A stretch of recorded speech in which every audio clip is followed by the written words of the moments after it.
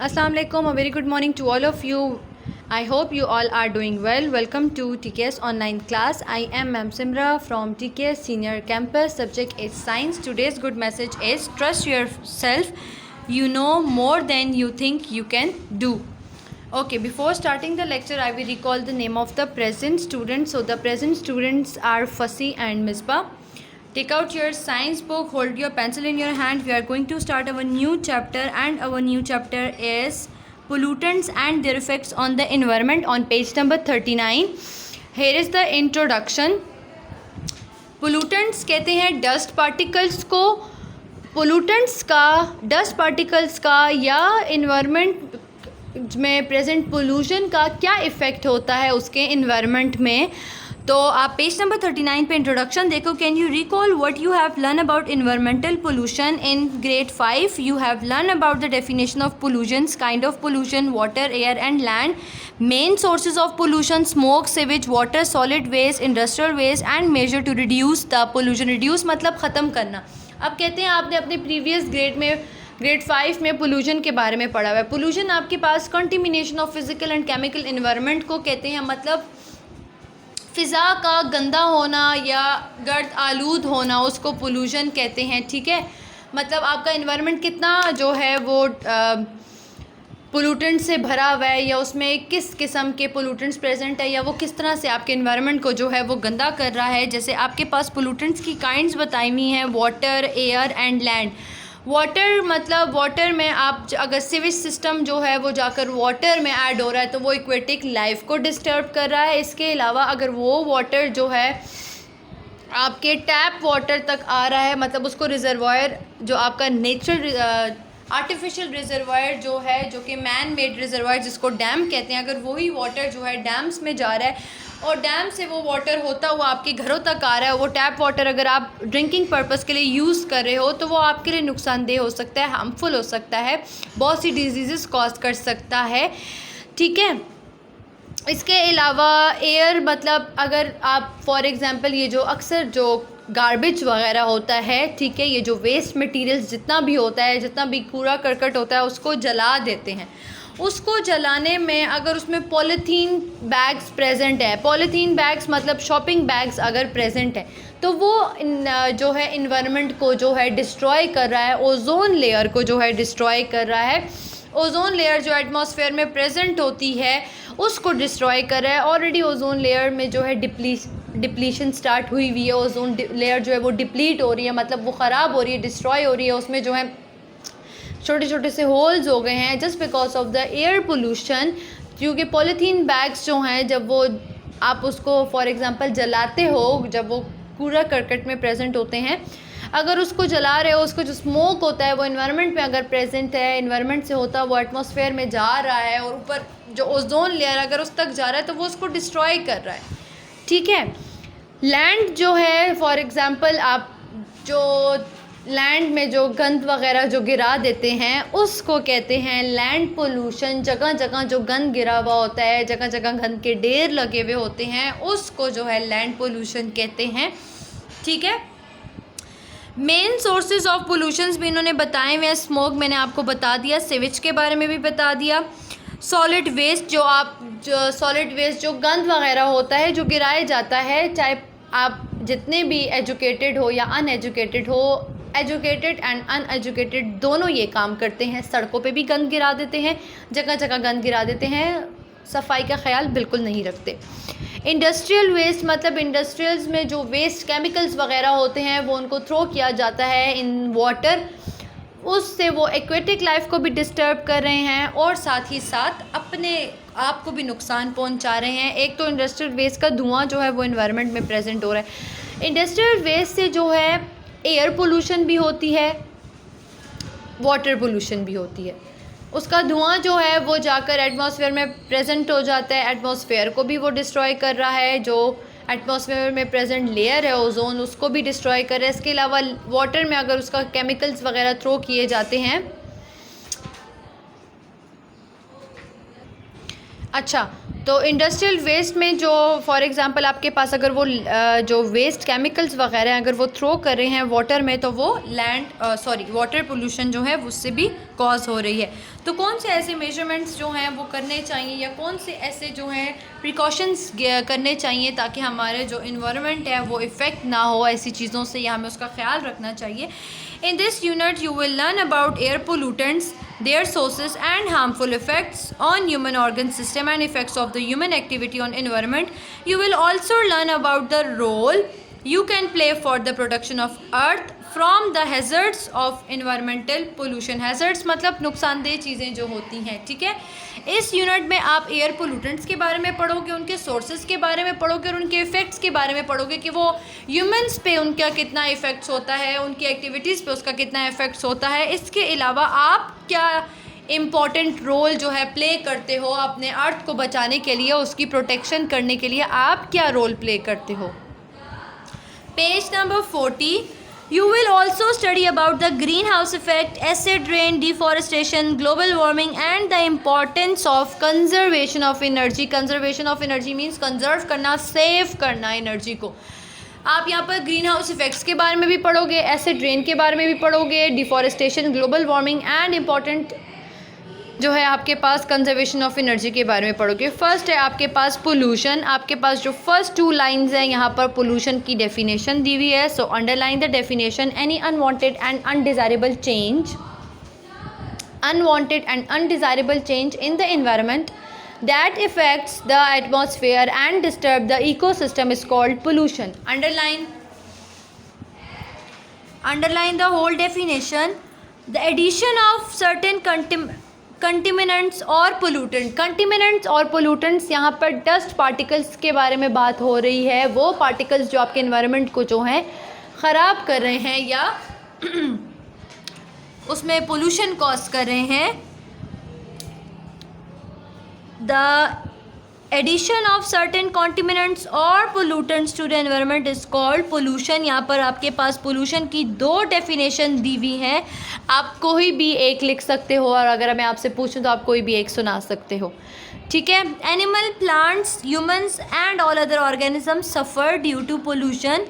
The major type of pollutions can be categorized as, जितने भी living organisms हैं includes plants, animal and human, सब survive करते हैं just because of the pollution, और उनको कैटेगराइज किया हुआ है air pollution, land pollution, water pollution and noise pollution. ये आपके पास टाइप्स ऑफ पोल्यूशंस हैं।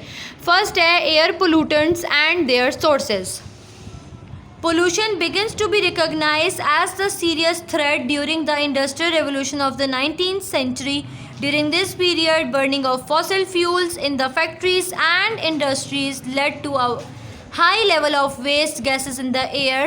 Like other forms of pollution, air pollution has dangerous effects on the environment. यहाँ पर कहते हैं जितनी जितनी एडवांस टेक्नोलॉजी आती रहती है, जितना जितना मॉडर्न जो है जितने ज़्यादा मॉडर्न जो है आपका वो होता रहेगी, टेक्निक्स जितनी मॉडर्न होती रहेंगी, जितना एडवांस आपके पास टेक्निक्स आती रहेंगी, तो ज़्यादा से ज़्यादा सहूलतें जो हैं वो इंसानों के लिए निकलती रहेंगी, ठीक है। उन सहूलतों से जो है वो हमें नुकसान भी उन सहूलतों से पहुंच रहा है। किस तरह से, जैसे कि कह रहे हैं कि इंडस्ट्रियल रिवोल्यूशन, जो इंडस्ट्रियल का स्टार्ट जो है वो 19th सेंचुरी से हो गया था। इस पीरियड के दौरान यहाँ पर बर्निंग ऑफ फॉसिल फ्यूल्स का बताया है। Fossil fuels include coal, oil and natural gas. Coal, oil and natural gas combine called fossil fuels. Fossil fuels को बंद किया जाता है फैक्ट्रीज़ में, और उन फैक्ट्रीज़ का क्या होता है, उन फैक्ट्रीज से जो है वेस्ट जितनी भी गैसेस होती हैं उनको एटमॉस्फेयर में जो है छोड़ा जाता है। वो एटमॉस्फेयर में जब जाकर कंबाइन हो जाती हैं, मिक्सअप हो जाती हैं, तो वो जो है एयर पोल्यूशन कॉज करती हैं, जो कि हार्मफुल है, नुकसानदेह है और इन्वायरमेंट पे बहुत ज़्यादा इफ़ेक्ट करती है air pollution. During air pollution harmful pollutants are released into the air. These harm all the living organism. It may be man-made or natural gas. Carbon monoxide CO, sulfur dioxide SO2, ये इनके formulas हैं, chemical formulas. Oxides of nitrogens NO and NO2 and CFC gas जो कि है आपके पास chlorofluorocarbons है। अब मैं आपको बताती हूँ, कहते हैं कि ये जो आपको पता है इंडस्ट्रीज़ वगैरह में जो है डिफरेंट केमिकल्स यूज़ होते हैं, ठीक है, वो केमिकल्स जो हैं वो नुकसानदेह होते हैं, जाहिर सी बात है हार्मफुल होते हैं ह्यूमंस के लिए। अगर वो केमिकल्स जो हैं गैस की फॉर्म में इन्वायरमेंट में प्रेजेंट हो गए और इन्वायरमेंट में अगर वो गैसेस जो हैं मिक्सअप हो जाएंगी तो वो जाहिर सी बात है नुकसानदेह होंगी, हार्मफुल होंगी, उसमें कुछ ना कुछ फ्यूम्स तो प्रेजेंट होंगे ना केमिकल्स के, जो हमारी बॉडी को नुकसान पहुंचा सकती हैं, ये डैमेज कर सकती हैं, तो वो हार्मफुल हैं हमारे लिए।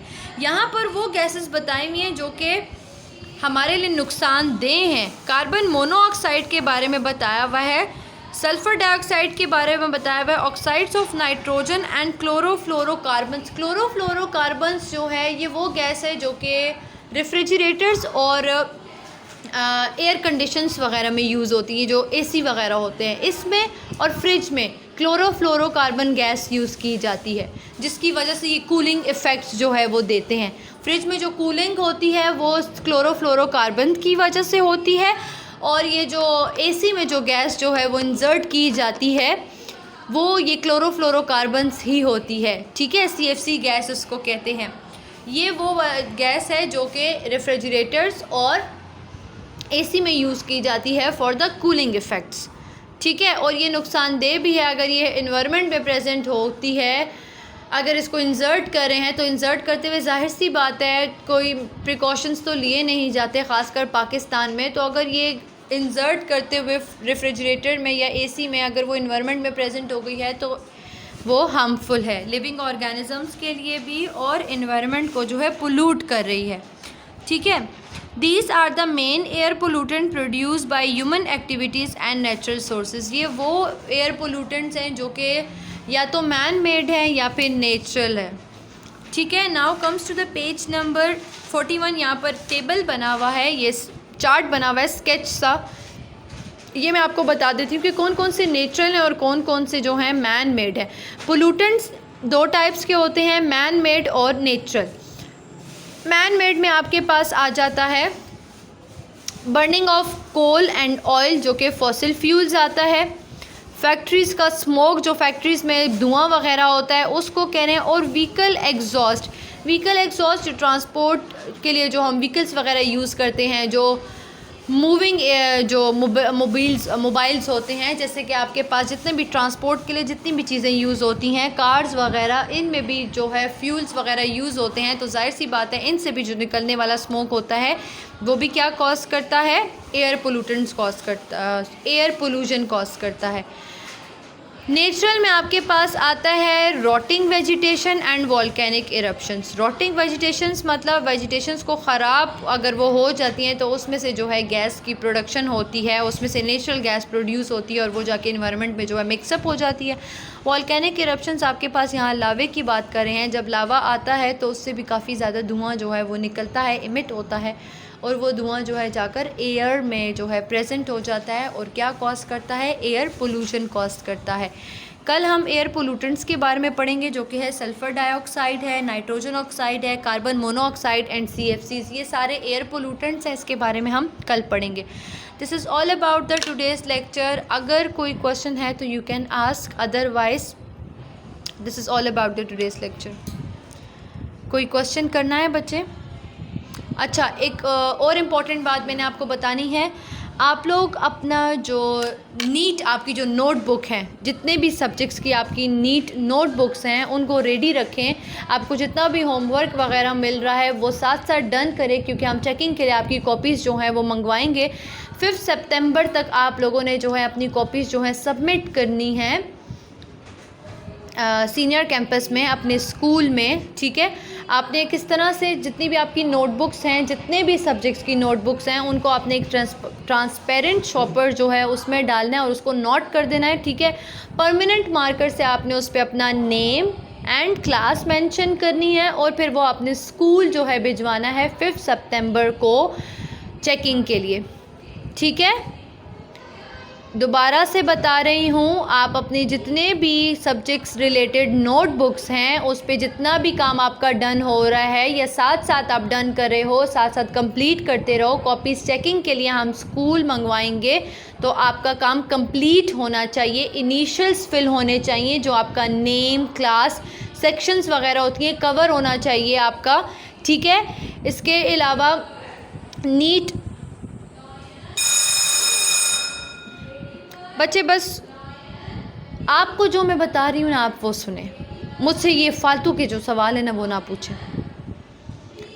आप अपनी नोटबुक्स जो हैं वो ट्रांसपेरेंट शॉपर में जितनी भी हैं सारी ट्रांसपेरेंट शॉपर में डालने के बाद आप उसको उस पर अपना नेम और क्लास मेंशन करोगे, और वो आपने अपने स्कूल भिजवानी है। जो अपने स्कूल के, फॉर एग्ज़ाम्पल अगर आप सीनियर कैंपस के हो तो आपने सीनियर कैंपस में अपने स्कूल ही भिजवानी है, ठीक है। समझ आ गई है? ओके, टेक केयर, अल्लाह हाफिज़।